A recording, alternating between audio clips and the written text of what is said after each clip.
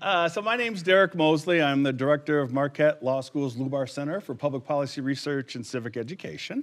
And I want to welcome you to our On the Issues series. This is our first On the Issue of 2025. All right. I also want you to know that it is Museum Days. Hey. And for those of you who aren't aware, Museum Days takes place from January 23rd to February 2nd. 27 or so museums in the city of Milwaukee area of Milwaukee will be open for free admission or reduced admission. We're asking you to explore the 414. I'm trademarking that, by the way. But we want you to check it all out and see what's going on here in the city. This is also our second year of actually partnering with Museum Days, with Visit Milwaukee, and the Museum Days Board to bring to you a program that's features something to do with the arts or museums. If you remember last year, we did the program on arts funding in Wisconsin and where we rank in the nation. And so we hope to continue this relationship so that we learn more about the arts community and then bring important issues to the forefront. But we're here today to talk about civic education.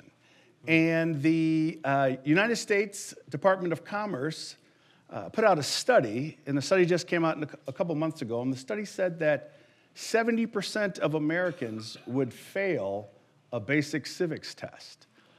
That's 7-0, by the way. 70% would fail a basic civics test. And so we want to get into that and figure out what happened, how did we get here, what can we do, what role can museums and educators play to kind of close that gap.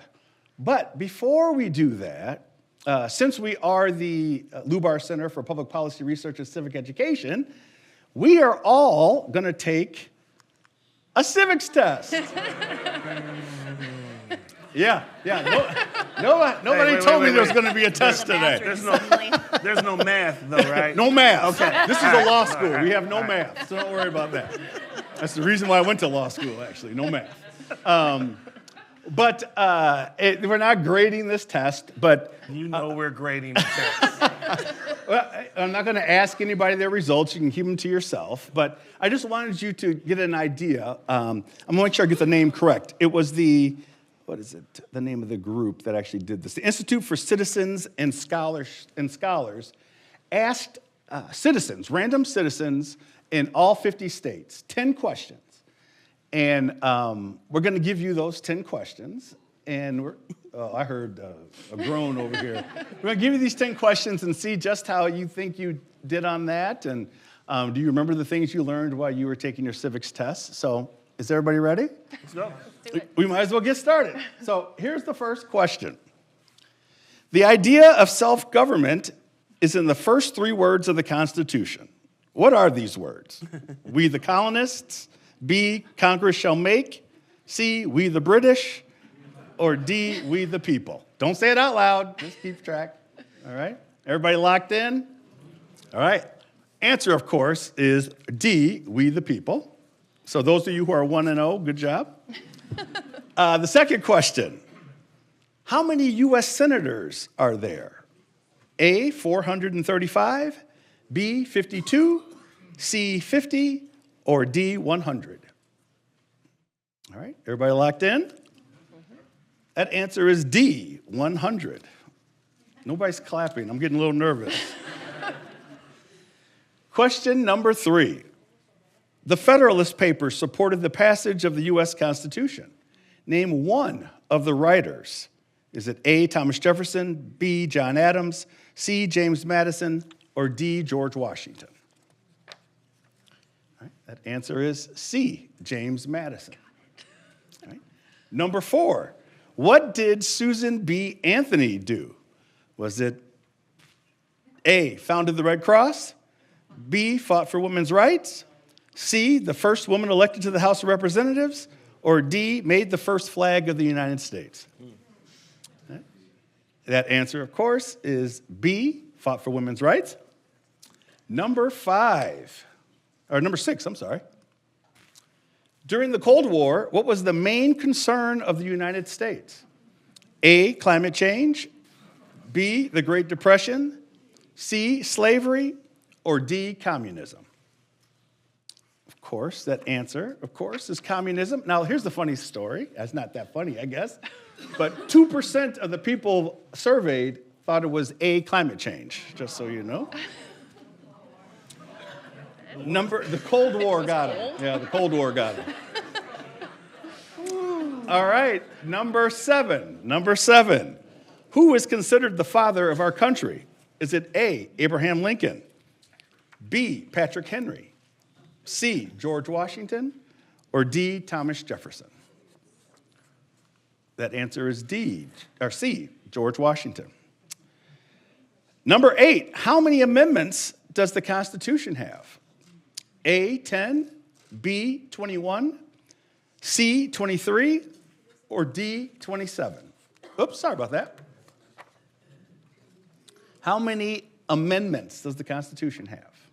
All right, that answer is D, 27. Number 9, name one U.S. territory. Is it A, Haiti, B, Guam, C, Bermuda, or D, the Cayman Islands? And that answer is B, Guam. And the final question. Who was the president during World War I?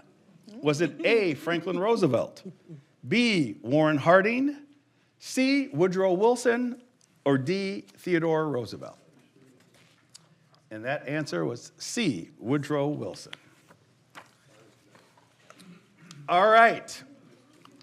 How'd you do? I'm not going to ask for your personal scores. But if you happen to get 6 out of 10 of those questions right, you did better than 49 states in this country. Does anybody happen to know what the number 1 state was when it came to this test? Was it Massachusetts? Massachusetts? No? Yeah. Wisconsin? Okay. Vermont. Vermont. 53% of the citizens from Vermont were able to pass the civics test. That was the highest grade out of any of the states in the country. Does anybody know what the lowest state was? That's scary. How come everybody says Mississippi? Texas. Florida. Oh, good guess. Louisiana. Oh. In Louisiana, only 27% of the population was able to pass the civics test.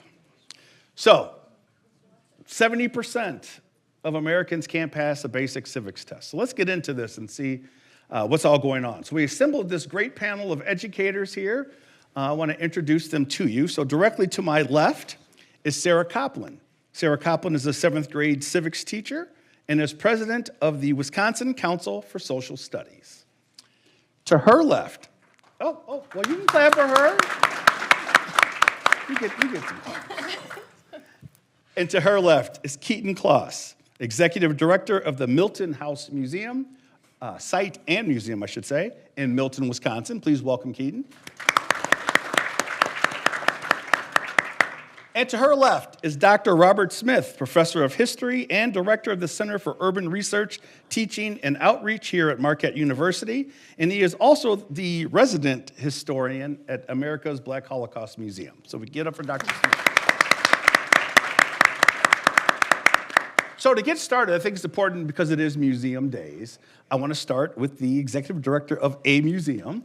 So Keighton, could you please explain to everybody what the Milton House site and museum are all about? Sure. I do always like to ask, has anyone heard about the Milton House before? Oh, yeah. Has anyone visited the Milton House before? Okay, a few hands, awesome. So the Milton House Museum is located in Milton, Wisconsin, and we are Wisconsin's only certified Underground Railroad site that is open to the public. So we are not the only. There's a lot in Racine, but they're markers or churches or personal residences, but you can actually come and tour our site. So we're unique too. We're a 6-sided structure. We were built in 1844 by the founder of Milton, who was a Seventh-day Baptist, which many people have never heard of Seventh-day Baptist, but prior to the Civil War, you could not be a member of their church without actively trying to stop slavery. You couldn't just say you were against it, you had to actively be doing it. So he founds Milton, he builds the Milton House, and he builds Milton College, and he kind of shares his abolitionist beliefs, and part of what he did was be a site on the Underground Railroad. So we have one freedom seeker we know by name. His name is Andrew Pratt. We can verify that he came, and we can tell his story. So fun thing, we do actually have an underground portion. We have a tunnel that connects our building with a pioneer cabin out back. So that's a unique feature of us. So, Thank you.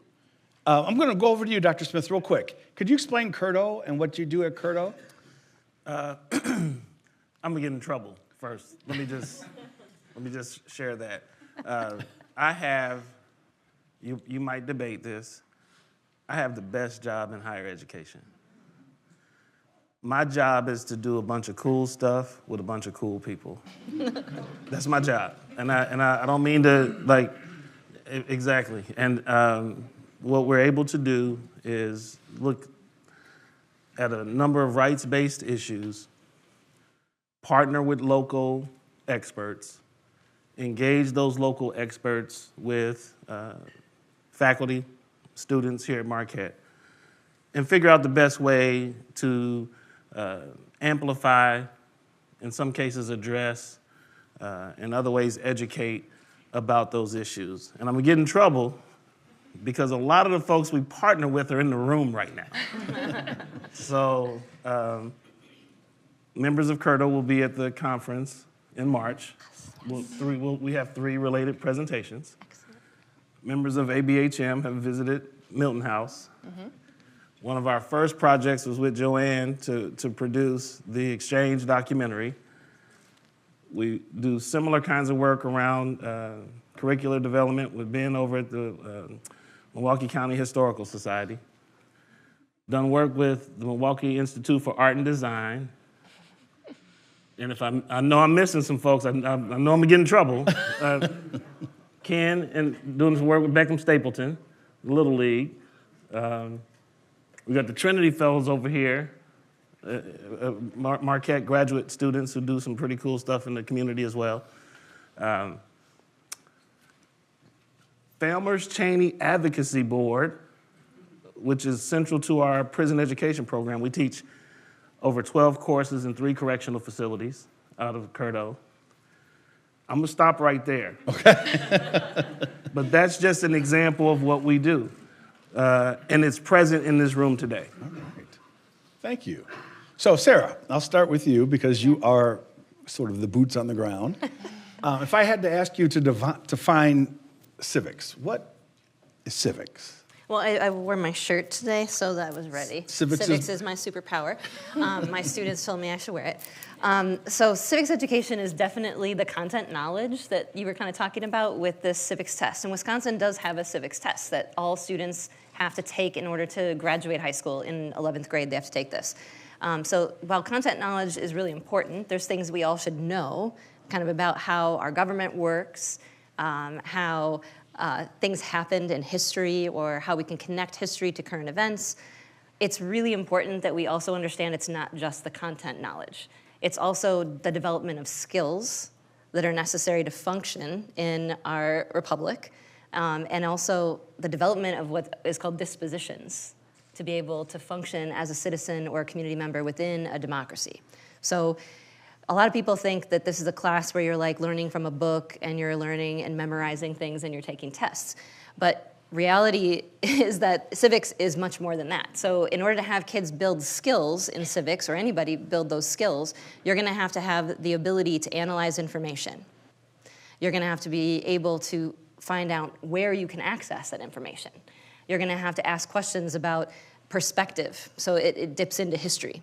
You're gonna have to have the skills necessary to problem solve and decide for yourself as a future voter or a person who's in your community, how do I engage with my government so that they know what I think? Or perhaps, how do I run for office myself? How do I vote? So all of these skills are things that are, about critical thinking, they're about analysis, but they're also about how do I interact with other people? So like, how do I engage in discussion, in debate? How do I work and collaborate with people, even if I might disagree with them. These are all really important things to function in society. We don't see very good examples of it right now. And also that whole aspect of developing the proper dispositions necessary. So this is not a teacher standing in front of the classroom telling kids what or how they should think. I mean, contrary to popular belief, I am not standing in front of my classroom indoctrinating children. If I could do that, they would wear deodorant and they would put their phone down. So I got the phone thing. I'm not ready on the deodorant front yet. But when we're talking about development of dispositions, it's understanding, like, what do we need to all do philosophically as individuals to care for our community and each other? How do we problem solve together? How do we advocate when something is wrong? How do we fix problems in our community and in our country? How do we hold our lawmakers and leaders accountable? So all these types of dispositions really matter. And also just at the foundational level, like, what does it mean to be a person in our republic, and how do we function? How do we preserve it, and how do we improve it? What does that take? So all those things are what's kind of encompassed in a civics classroom. And so it looks really different, civics now, than I think probably what it did a long time ago when it all just came from a textbook and you took tests. It's kind of like in science class when you have like a lab and you're blowing stuff up or you're seeing reactions. Your civics classroom is literally like a little mini laboratory for society. So like, you need to practice as a kid what it looks like to go outside and be a grown-up in society. But they're already there too. Just because they're a kid doesn't mean they're not part of things. So that's really what civics encompasses. Right. So not much. Not much. So this question is for the whole panel. The 70% of Americans who couldn't pass the civics test. Does that surprise you? Does that stats surprise you? Why or why not? I'll give it to anybody. I'll go. Like I said, we're an Underground Railroad site, and one of my favorite stories is shortly after I started there, some people came in to do a tour, and so I went out and was talking to them, and do you want to do a tour? Oh yeah, okay. Well, we'll get you tickets. All right. Well, how do we get a ticket for the train? And I was like, good one. And she looked at me. She's like, and does the train come back here, or what are we doing? And I was like, okay. We're going to have to start with the basics, clearly. And so that's a very microcosm answer, but it definitely is something that I hear a lot in the history field. In the museum field, you get people from all walks of life, and you pretty much have to ask, what do you know? Because you can't just assume that because they're an older person that they know. It also depends on where they come from. So sadly, I would say that statistic doesn't surprise me at all. Dr. Smith? Yeah, it's both a little surprising and not surprising.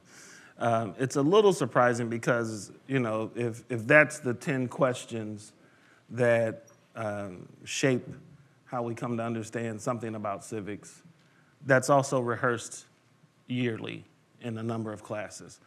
So in some ways, the fact that folks don't know is a little surprising. But that then says something about how effective and creative we are about storytelling, narratives, truth, engaging ideas, as you talked about with civics. So we have some other issues that are in the mix and in the way that interrupt that in some ways. So it's surprising because there is some rehearsing around those questions that we should know. It's not surprising because we don't do a good enough job more broadly making history fun, to be perfectly honest. It's not surprising that as we get older, history becomes more interesting. Because what we tell young people, this is on us, it's not on the young people. We like to blame young people for everything. I generally agree, but we don't give them the room to engage history in the ways that we should. We oftentimes don't make room for young people to find themselves in those narratives and in those stories. In some ways, we're not, as adults, being as creative and welcoming of young people's creativity in those explorations too. So it's both and for me. So, Can I add to oh, that? you may. Sure, go ahead. I'm not surprised. We have a situation in our society where high-stakes testing subject areas have taken the forefront of all decision-making that goes into public education. So math and English language arts are tied to school, funding models. So administrators have marginalized the amount of instructional time that is devoted to social studies and civics education. So right now, nationally, in the United States, only 10% of instructional time is devoted to social studies in elementary schools. And that's an average. And I teach in an excellent school district. I love my school district. We did not teach social studies at all during the pandemic in our elementary schools. And we don't teach it very much. And I am not saying that's call out my administrators or my colleagues, but the decisions that are made and the way that things are prioritized in schools, it is to prioritize more time and skill and drill on math and English language arts. So our kids are not even learning history. They are not learning geography. They are not learning any civic skills. They do not have access. And then we have scenarios where when you realize a kid's test scores might be low, you're pulling them out of social studies time, if they even get it, to get more remedial time. So you're seeing this happen in urban schools. So there's what's called a civic desert effect happening nationally. There's research that's gone into this. So you see it happening in our biggest urban schools and in rural America, where kids in rural America aren't having access to civics because those communities are seeing shrinking classes. They don't have enough opportunity to offer, that like a bunch of plethora, of classes. So they're reducing and cutting civics and social studies. And then in urban settings, you're seeing budget cuts. You're seeing, the arts, PE, social studies being taken away from instructional time and opportunity. And then our marginalized populations, our students of color, are being pulled out of social studies so they can get more remedial math and language arts work. So I would say that they don't even have an opportunity. So it's no surprise. So, but here's a surprise to me, and maybe I don't know this, so enlighten me, whoever wants to take this question. If Vermont has 53% of its residents can pass the test, but Louisiana only has 27%, and you're saying that the average is so much time per class. There is no standard for students on social studies? Do they all read the same book? So explain this to me. I'm completely confused because I know when I went to school, I went to a Catholic school. I had the same book that my friend who went to public school had. And we studied the same information. So are we talking different books, different criteria, different standards? What's... So the only measurement for civics education nationally is from the NAEP exam. And the NAEP exam is not given every year, and it's not given to every district. It's like a dipstick. They randomize which district is going to get tested at 4th, 8th, and 10th grade for NAEP. So our district was actually randomly tested for NAEP. And they're asking that same, it's like everyone has the same bar of giving the same civics test there. But otherwise, states have the absolute freedom to decide their own curriculum. And in Wisconsin, we are really, really interesting. We're referred to as the Wild West by a lot of other states because we have a situation where our legislature has made it so that our Department of Public Instruction is only allowed by law to recommend to school districts. We cannot have our DPI require anything. Every single individual school district has local control to decide, do we want to adopt the state standards? Do we want to make standards of our own, because they have so much time for that, or do we want to adopt anybody else's standards? And so most districts do decide to adopt the state standards because they're tied to our forward exam, but districts can do whatever they want. So you can adopt whatever curriculum you want. You can reduce your class time, the instructional time. You can say we're only going to do social studies every other quarter in middle school. You can say we're not doing it at all, which a lot of schools are doing. Some of you in this room taught in districts like that where they're lumping social studies into their literacy block. So they read about a social studies topic. They're not doing social studies. So there's no uniformity whatsoever. Wow. Yeah. Anybody else want to chime in? No, not after that.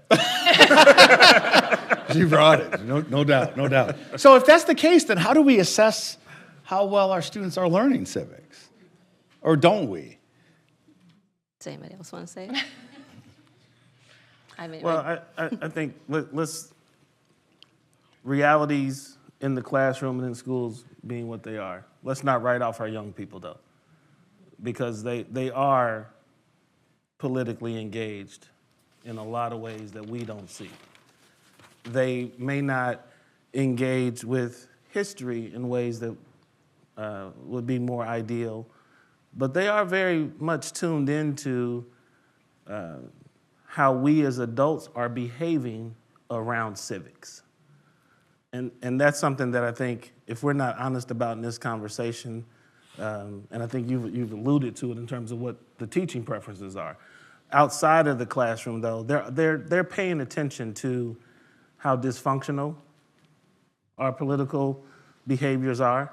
They are paying very much attention to how truth is negotiated or is negotiated terrain.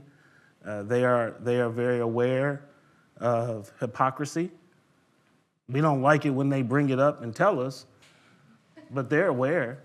So whatever shortcomings around civics, that's an adult problem. That's not a child problem. And we just have to be honest about that. I hear that a lot as with museums is that, well, we can't get young people in our doors. Like, young people don't care about history. And my response to that is they actually care a lot. They're very, very interested. They're just not interested in how we're presenting it to them. And because they're not understanding it the way maybe we were taught it, we write them off. Instead of looking at what can we do different, like what are, is it more interaction? Is it more digital? Is it more virtual? Like, what are they looking for? And I think you kind of mentioned too, like truth, right? They're pretty aware of some stuff that we for a long time didn't talk about. And if they start to kind of get a whiff that that's the direction you're going, a lot of times they kind of, okay, you're not telling me what is actually going on, so I'm going to go somewhere else. So I think it's very thinking outside the box, but also again trying to meet them where they are too. And you mentioned the way we present that information, right? So what is Milton House doing that's different from like a standard, you just walk into the museum? What are you doing to present it differently? So we actually just kicked off last year a big education initiative, and we're working with wonderful teachers and educators across the state to really take a look at like our tour specifically. So we have about 1,500 to 2,000 school kids come through our doors annually to hear our story. And so what we're trying to do with educators is understand, instead of just saying it was built in this time, this is the person, blah, blah, blah, like what skills can we help them teach? So they're like, well, they need to understand primary sources.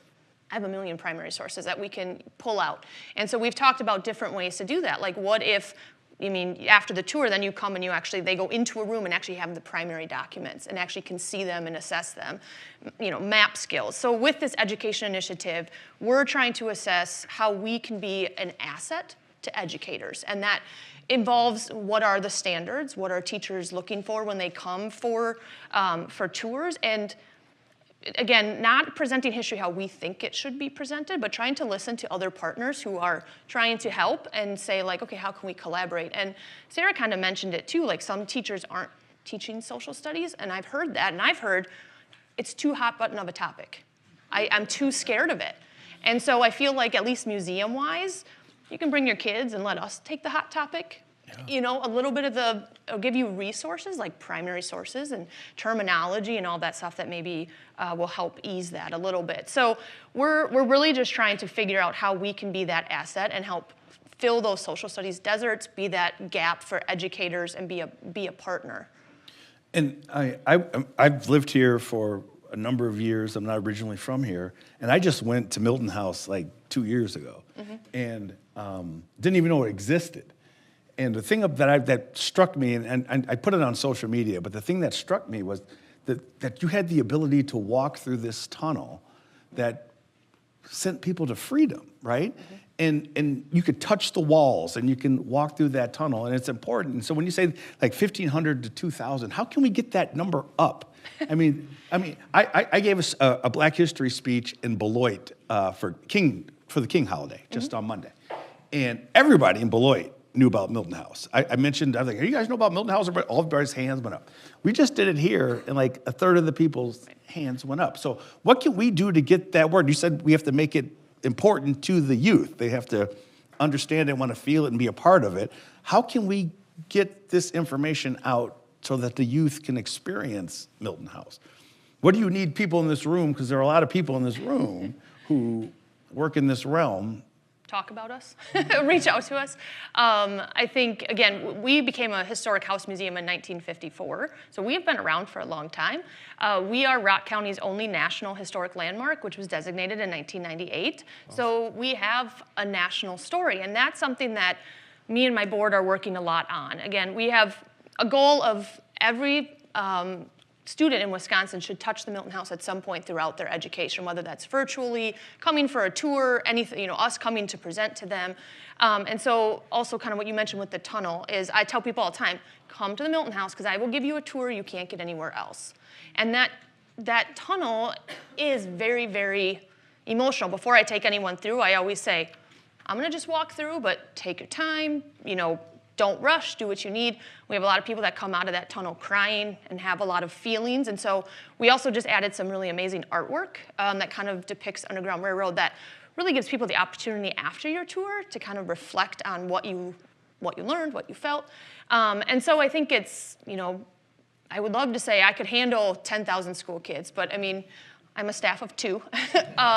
So obviously funding is a big one, like any kind of funding opportunities to help us increase we're trying to get more virtual, so really quality virtual, like one for grade school, one for middle school, one for high school, working with educators to say what's going to engage. It's not just going to be them listening, like it'll stop and ask them questions and how can we engage, because some kids, like Superior, they can't come visit us. But we do have La Crosse School District just this year made it mandatory that all of their teachers have to bring their students here to the Milton House. Mm-hmm. So if La Crosse can do it, sometimes it kind of hurts when more local school districts don't. But educators are also in a tough spot as well. So. Yeah, we actually, in our state, we have a really great champion for civics education, in Dr. Jill Underly, our state superintendent.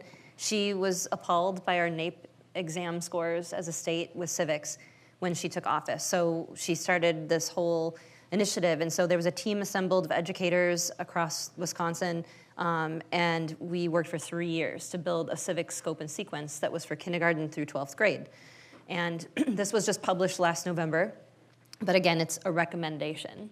But it's combined with our state standards. So if your district does, at the school board level, say we are going to have our school district teach to Wisconsin state standards, they would need to adopt the civic scope and sequence as well.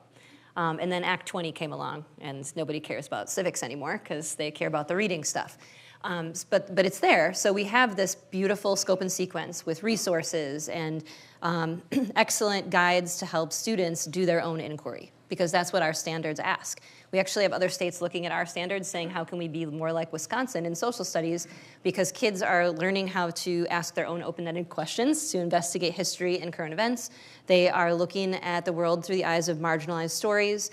They're evaluating sources to see what is relevant and not relevant. They're supposed to engage in discussion-based learning, in civil discourse, and in civic engagement. So there's actually a standard that requires that students in Wisconsin participate in civic engagement or learn how to plan for civic engagement. So we have great guides and great resources, but we also have kind of roadblocks with administrative decision-making. Like you do have principals that will tell teachers, do not teach about the presidential election. Mm-hmm. Right.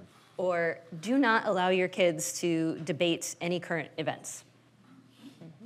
So this is happening in our Wisconsin schools. Not happening in mine, thankfully, but you have a lot of roadblocks. I think that to measure, though, how our kids can be successful is to, we'd have to push our legislators, because right now they did propose a civics course for graduation last year, and it flew through and passed, but it was like a cookie cutter proposal from like Texas, Indiana, Florida. And so you can imagine that the language was not something that our governor agreed with, so he actually vetoed it. And so you might think, why would he veto a civics class for a graduation requirement? But it was because some of the content that they actually required in there was very, I would say, and that was a definition of indoctrination, if you ask me.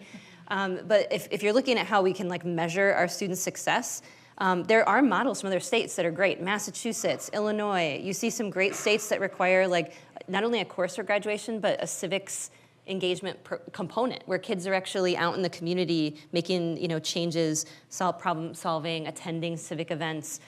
So there's all sorts of ways that kids can show their civic badge of achievement, and that goes toward graduation. So I think there's ways that we could measure it that's not just a test and that would be more meaningful. Just let me jump in. I want to share some personal experiences. I'm from Indianapolis, Indiana, Naptown, the city that always sleeps. But it is. I had this remarkable opportunity in 5th and 6th grade as part of a program that I'm sure was brief and didn't get funded, continued, in which we visited nearly every museum in the city of Indianapolis multiple times. And I remember those 2 years more than I remember anything from my elementary school experiences. If you've ever been to Indianapolis, go to the Children's Museum. And for those who've been there know what I'm talking about.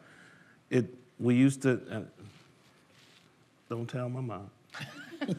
We used to cut school to go to the Children's Museum. And the staff knew we were cutting school, and they let us stay. And I saw my first Egyptian mummy. We were learning about dinosaurs and everything else. There was some recreation of a cave inside.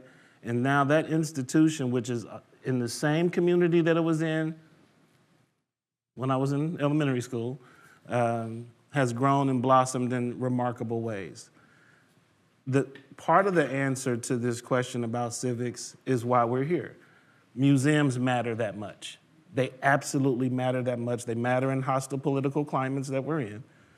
They matter because kids can touch stuff, right? They matter because they're also cultural centers in a lot of ways. They matter because they are family-friendly spaces. They matter because they also bring textbook learning to life in ways that we just can't do in the classroom. The arts, broadly defined, just do things to the brain that we can't do with some of our more traditional modes of learning. We have to engage the arts in what we do, especially with our young people, and museums are central in that process. Our first ideation sessions for Curto occurred at the Haggerty Museum of Art on campus. The fact that we were there changed the conversation about what an academic center would become. If we had just done it in a typical meeting room, we would have had the typical outcomes of an academic center. But there was something about being in an art museum that changed the dynamic of the conversation. If we don't marry this question about civics with museums and the arts more broadly, we are just doing ourselves a disservice. That story resonated with me, and I don't know if this was a cultural thing or not. My mom couldn't afford daycare, so I got dropped off at the Museum of Science and Industry in Chicago. Of course. Every day. Of course. Of course. And she just left me there. and so, but I think about it now, and she'd probably be Child Protective Services. But at that time, all what you said, I got to go. I was in a coal mine in Chicago, south side of Chicago. I'm walking through a coal mine, right? I'm in a submarine, right? That's sitting in Lake Michigan. At the time, it was in Lake Michigan. I don't know if you guys remember that. Now it's inside. But you would actually board it from outside, and you felt like you were going to the submarine. And that had an effect on me. Yeah. And I agree. Now, we talked about this. You can't teach the presidency. You can't teach the election. Was this a result of going virtual that this happened? We already know the pandemic was responsible for this gap in learning, but it seems like when everybody's learning at home and now people can hear what's going on in the classroom and they disagree with it, it seems like that's what started this whole, that's controversial. You can't talk about that in class. So the politicization in the 2020 election cycle, this is when the Trump presidency, in social studies we refer to the Trump presidency as the Sputnik moment for social studies. Because people cared for the first time in a very long time, if ever, is my kid learning social studies? If they are, what are they learning and how are they learning it? And then they could see it on a screen. And they didn't like it. Because they didn't want their kid to have the ability to research something, to have a discussion, or to like find out what's going on in the world around them, or they didn't like that they were actually looking at histories that they were uncomfortable with. And so we've seen educators in our state and other states have felt this kind of pushback from administrators and parents since Trump ran the first time. So every election cycle that he's been a part of, there's been this like ramping up of, there's always a discussion and an email sent to you from your administration about how you should act and what you should do or what you can't do. And there's districts that even put in just policies in place that are stopping educators from being able to access information and from kids to access information. Mm-hmm. So there are districts in our area, in Milwaukee area, where the school board has passed policies that say you are not allowed to have your students access anything unless it's in this textbook that we have approved, and you can't use a video or any supplemental materials unless it comes before the board in advance. And teachers are like, I can't let my kid look at primary sources? Like a photo or the Constitution? They want to see everything. They even tore out pages from that book that they adopted. This board in particular made them remove textbook pages because they did not like how Donald Trump was depicted in the text. So if you're talking about censorship or if you're talking about indoctrination, that is currently happening in some communities. But yeah, this is something that teachers have been enduring. I don't think it was just the pandemic being on the screen. It was definitely the Trump effect. Anybody want to? Yeah, I just have to echo the same stories that we experienced at America's Black Holocaust Museum. Teachers come in and they very blatantly say, if we don't bring our kids here to learn this, we can't teach it in our schools. Of course, we're right there on North Avenue, so the assumption, of course, is that we're going to get a lot of MPS students, and we do. But we get also a lot of students and teachers from surrounding areas because they're under that kind of hostility if they bring up any of the topics like slavery, the history of racial violence, urban stories and narratives and histories, things that you wouldn't even think would be considered combative in any way are also under heavy microscopes. And so the museums also are trusted spaces. We talked about this, So not only is it important that we're filling these voids, if you will, but we're also trusted spaces, and we have to step into that responsibility as trusted spaces. Well, the stories that you were telling before align perfectly with research that shows if a student has experiences in what they call the 6 proven practices of civics education, they lead to voter engagement, people being involved in community organizations, people running for office, all of these things that equate to what we want people to do to be, an engaged person in our society. So if you can have discussions and learn about history or learn about current events, if you can visit places of historical significance, if you can be part of a student council or student advisory board, like some school boards have let students join. They're not voting, but they're there as participatory members, and they give advice and they talk during discussions about issues. Those types of kind of real-world mirrored experiences lead to people being more likely to be engaged later in life. All the research supports it. So like Gwen Moore, she will tell you stories about what inspired her and what made her want to get involved when she was a kid. If you look at like every single lawmaker, they always have this story about this one thing that happened to them, that inspired them. And it all goes back to those experiential opportunities. Absolutely.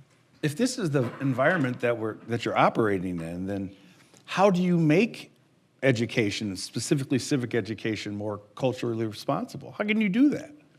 I don't understand how it's possible to do that if we can't talk about certain topics. So what do we do from here? How do we change this narrative so that this generation that's coming up are learning these stories? I mean, if you would ask my advice, I would say if you have a concern about this, you should be civically engaged to go to your school board and ask direct questions. Are elementary students learning social studies every week in this school district? If the answer is no, then you need to push harder. Another question is what the curriculum is. Are you aligned with the state standards? Are students allowed to talk about current events, the election? Are they allowed to learn about marginalized perspectives in history and in contemporary issues? And if the answer is no, then you need to demand that it happens because that's all part of our state standards. Are students doing their own inquiry and allowed to engage in civic civically engaging opportunities that are like experiential. If the answer is no, demand that it happens. Like people need to act. People need to be civically engaged if they're worried about this. And I feel like as an educator, you're just, a lot of people they're afraid to ask any questions. They do not want to push back against their administration. They'll get written up. They'll get fired. That's their livelihood. Some people just don't say anything and they do what they want to do and they shut their classroom door and then they hope that no parent complains. Other people like me are really lucky and we work in a community that we're protected in terms of our academic freedom to allow students to have those opportunities. But yeah, I would say that if this concerns you, you need to go ask those questions. And so, Sorry. I was going to say, too, kind of from a museum perspective, as Sarah talked about, like the amount of time that teachers have to teach civics and social studies to students is very, very small. So if you're a grandparent, an aunt, an uncle, a parent, and you have a child, bring them to a museum. Listen to podcasts. I tell people all the time when they go, well, I never learned that in school. Okay, well, again, we probably have the most access to information as anything right now. Find a podcast, go to a museum, go to a lecture. I'm a parent, so as a parent, like it's very important to me. I get people ask all the time, how old should my kid be before I can bring them to the Milton House? Bring them in arms. I mean, when they should start learning history right away, and they're hearing about it on TV.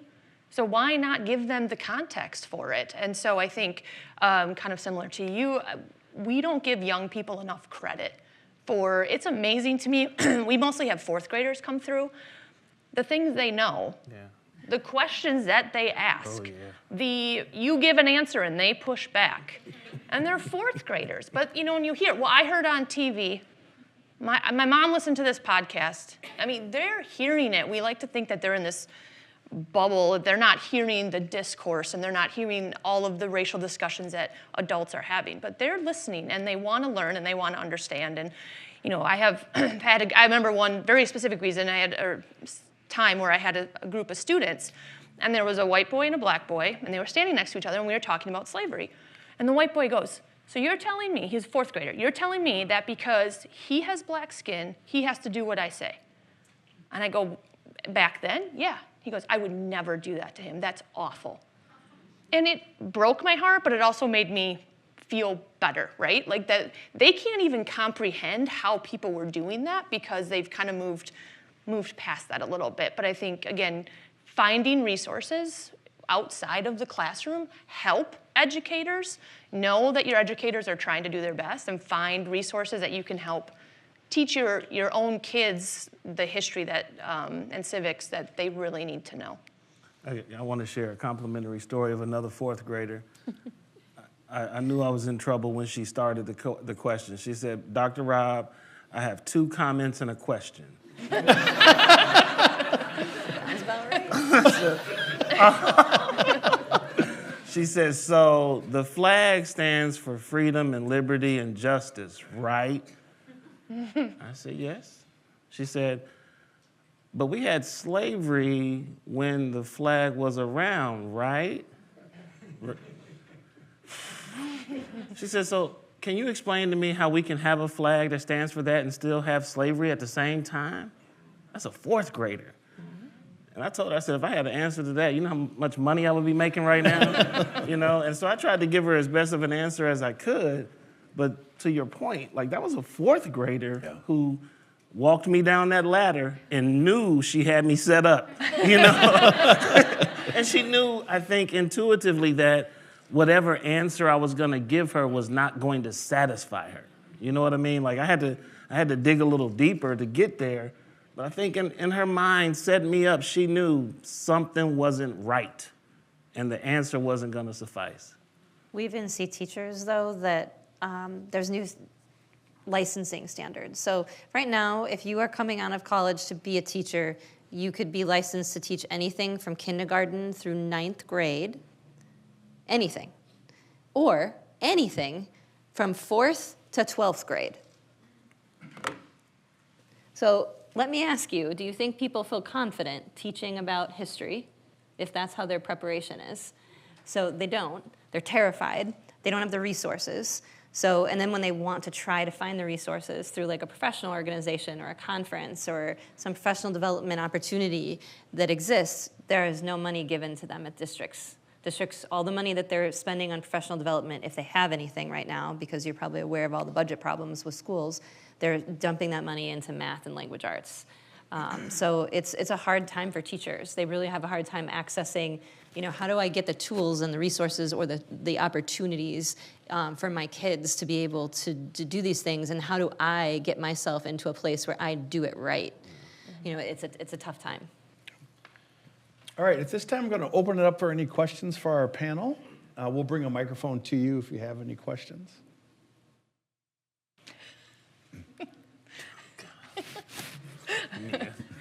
Who let her in here? Hi.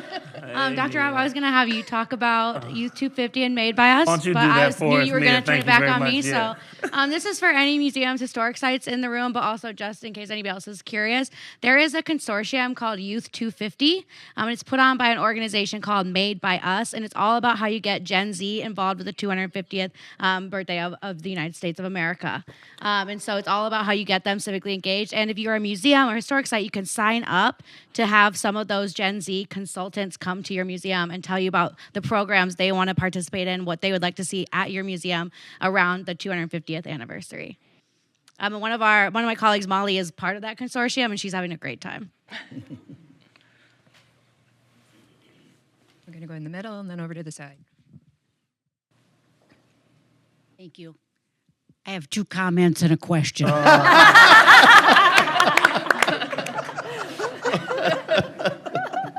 My first comment is I hear you making the case for involving students in ways that are experiential because they have the capability to learn from that, and developmentally they want to. I also hear that when we test, the results are poor by our standards. We're at 70%. That's abysmal. That speaks to me for a case for academic rigor. We could open their minds, but if we're not also providing the academic rigor that allows them to pass a test satisfactorily, we're not doing the whole job. It seems that we need to be doing both parts. And my one question is, who's the role model for this? It's clear that many districts are doing poorly, but there must be a district or some districts that are doing well, because we do get some people who pass. So can we just look at the role models and do what they do? Do you have any? So I would also just put this forward to you. If I want students to see how good they are at basketball, if they're learning, I'm not going to give them an objective test. I'm going to put a ball in their hands, and they're going to play. And this is the same. So I'll give you an example. There are students that have to have this graduation component. Florida, weirdly enough, requires this in middle school. To get to high school, you actually have to have the civic engagement opportunity that you've proven that you've done. And so that's one way that you can do this, so a promotion, like a graduation component. High schools do this in Illinois, in Massachusetts. They have some of the highest test scores that you'll see across the nation in these areas.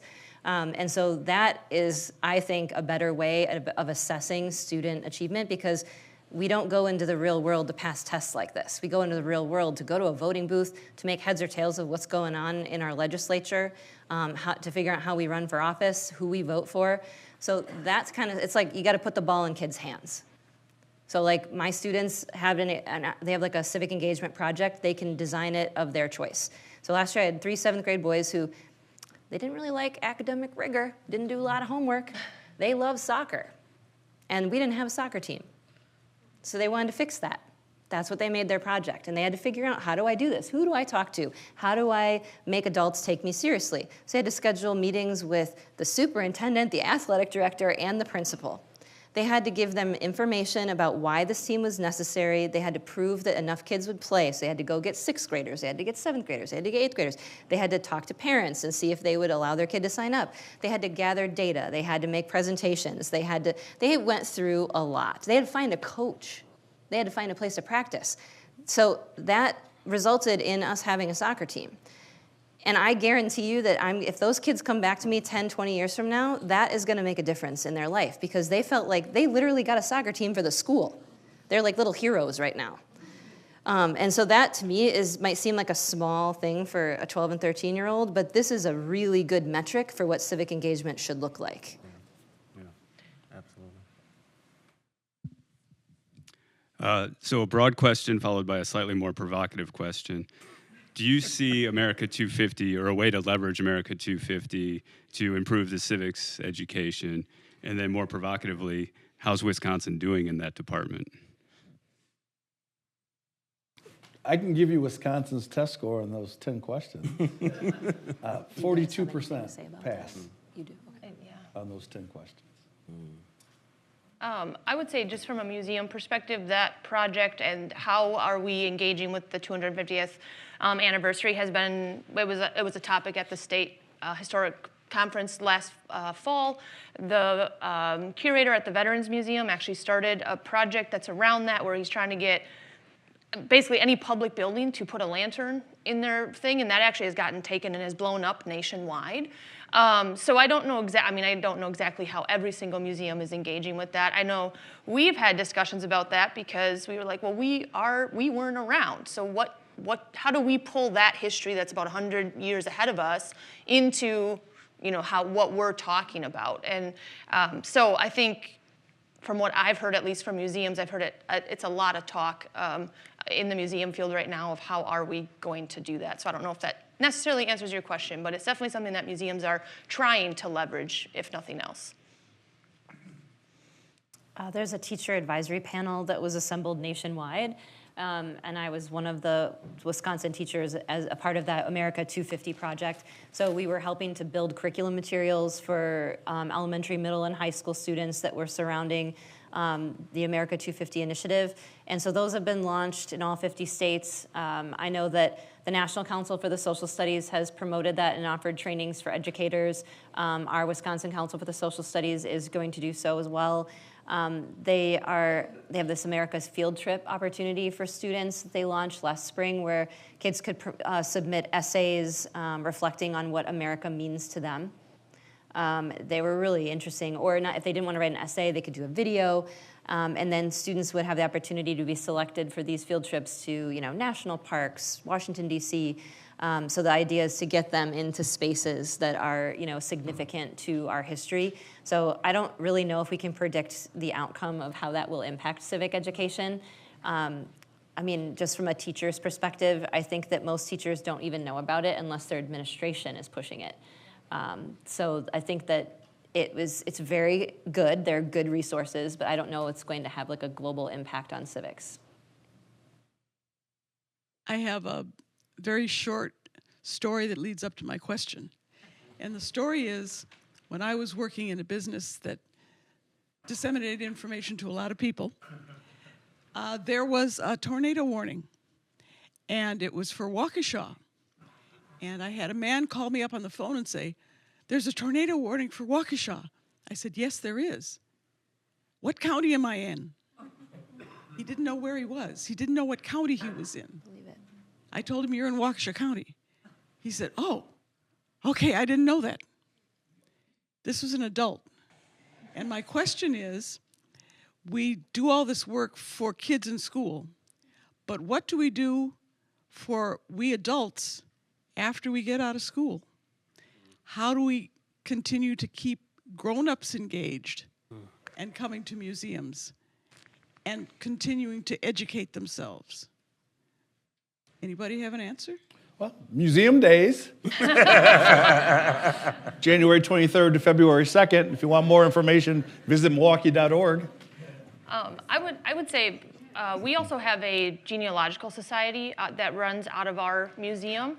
And as people get older, they tend to be a little more interested maybe in like their family trees and all that kind of stuff. And so we see a lot of people come to our museum to engage with the genealogical society, and then they realize that we're a museum and they do that as well. So I think there's different areas, and for us, it's kind of, it's a trick, right? We what's going to engage you? So we try different things. I call them Pied Piper events. My goal is to just get you to this event and you think it's about something totally different than my museum, but you come and then you're like, well, now I got to come back to this museum because this was really cool and you didn't tell me anything about it. You talked about that the whole time. In the law, we call that bait and switch. There you go. So like a prime example is we have a paranormal group that leads paranormal investigations in October in our museum. Yeah. I had to very carefully walk my board through that, the community through that was going to be okay, but it got a whole different group of people in. Now, is that specific to adults? No, I think that's, right? That's a whole range. That's no matter what age you are. If you're not interested in it, you're not going to come. So then maybe you are not a museum. I'm not a museum person. I hear that all the time. Or I hate history. History's boring. That drives me nuts. But, I'm like, okay, great. Don't worry about the history thing. Why don't you come for this paranormal thing? I know you're kind of into the ghost thing. And they go, yeah, okay. And then inevitably, they come back. What brought you here? Well, I came for the paranormal thing, and this actually is really cool, so I want to take a tour. So I think as a museum person, we need to get outside our own walls. We can't just sit and wait for people to come to us. So we have a speaker series that we hold at a local brewery that we partner with. We're trying to get more outside, like get into the classroom, but also be present at more events. And then again, just trying to figure out what do people want? What do they want from us? And I think that's something that we have to be open to. And sometimes that can be difficult because sometimes we're told what you're doing is not what we want. Right. And that can be hard to then kind of assess your own maybe way of telling history or what you're doing and try and pivot that. But at least at my museum, we try very hard to do that. So I don't know if that answers your question, but. Well, we're at our time, and I always stop we're a little over, 1:15. But I want, could everybody please give a round of applause to our panel?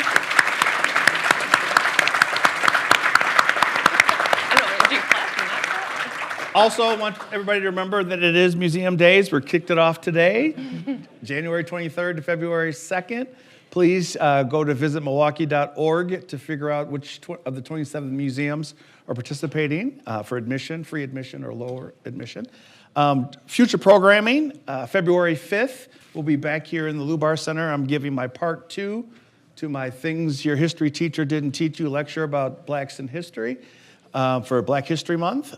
February 23rd, we have our date for our Ethnic Heritage Dinner. It's Black History Month, so it's going to be our African History Heritage Dinner featuring Kenyan, Cameroon, West African. What else do we have? South African. South African. Nairobi. So please come in. The chefs are curating those dishes from those countries. And also, I wanted to mention, round of applause to my partner in crime, Hillary DeBlois, the one most people have the contract with.